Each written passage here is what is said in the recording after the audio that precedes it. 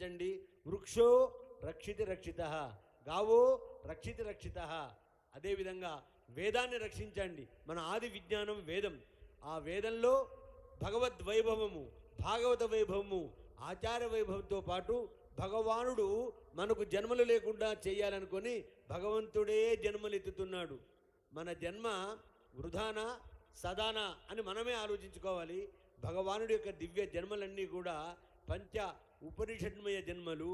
అవన్నీ కూడా మనకి మార్గదర్శకంగా ఉండి యమనియమాసన ప్రాణాయామ ప్రత్యాహార ధ్యాన ధారణ సమాజష్టాంగ యోగ సిద్ధిని మనకు అనుగ్రహించాలి అని ప్రార్థించే చాలు. భగవానుడి యొక్క కటాక్షంతో మనకు అవన్నీ కూడా సంప్రాప్తమవుతాయి.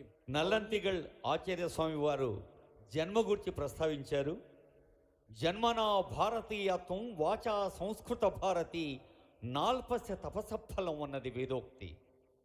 నిజంగానే ఈ ప్రపంచంలో ఎన్ని వందల దేశాలు, ఎన్ని సంస్కృతులు, కానీ మానవీయ సంస్కారం మన దేశంలో పరిఢవిల్లినంతగా వేదకాల నుంచి పురాణేతిహాసాల ఆదర్శ స్ఫూర్తిని, మహనీయుల కీర్తిని మనం ఆదర్శంగా తీసుకుంటూ ముందుకు సాగుతూ ఉన్నాం.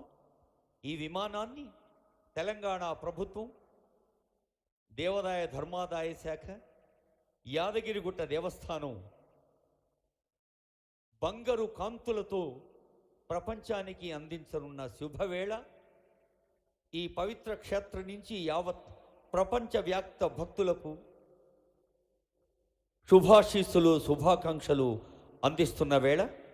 ఈ కార్యక్రమంలో పాల్గొనేందుకు కొద్దిసేపట్లోనే వేయించేరున్నారు రాష్ట్ర ముఖ్యమంత్రి మహోదయులు శ్రీ ఏ రేవంత్ రెడ్డి గారు. సప్త ఊర్ధ్వ లోకాల యొక్క, అష్ట ప్రకృతుల యొక్క సంజ్ఞా స్వరూపంగా నిర్మించబడి సాక్షాత్తు దేవుడే వచ్చి కొలువున్నాడా అని మన కళ్ళ ముందు ఆవిష్కరించబడుతున్నదే ఈ స్వర్ణమయ గోపురం. అష్ట ప్రకృతులు, పరమేశ్వరుని బిందు స్వరూపం నుంచి వెలువడ్డ పరిణామాలు. స్తూపికాంత బిందువే పరం, అపరం, బిందువు, నాదం అని చెబుతోంది పురాణోక్తి.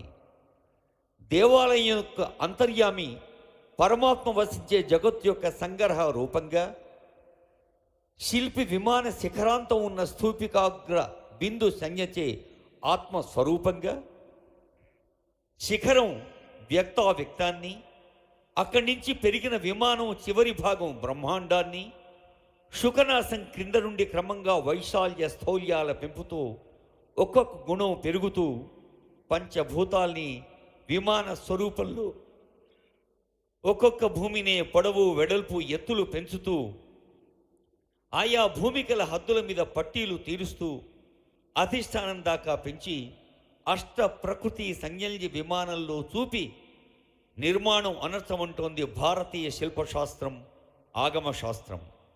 మనకు తెలుసు మోడర్న్ ఆర్కిటెక్చర్, అధునాతన నిర్మాణ శాస్త్రం ఒక కొత్త సైన్స్ అయితే, మరి వందలు కాదు వేల ఏళ్ల క్రితమే ఈ ఆలయ నిర్మాణం ఆగమశాస్త్రంగా మనకు అందించింది భారతీయ సంస్కృతి, సంస్కారం.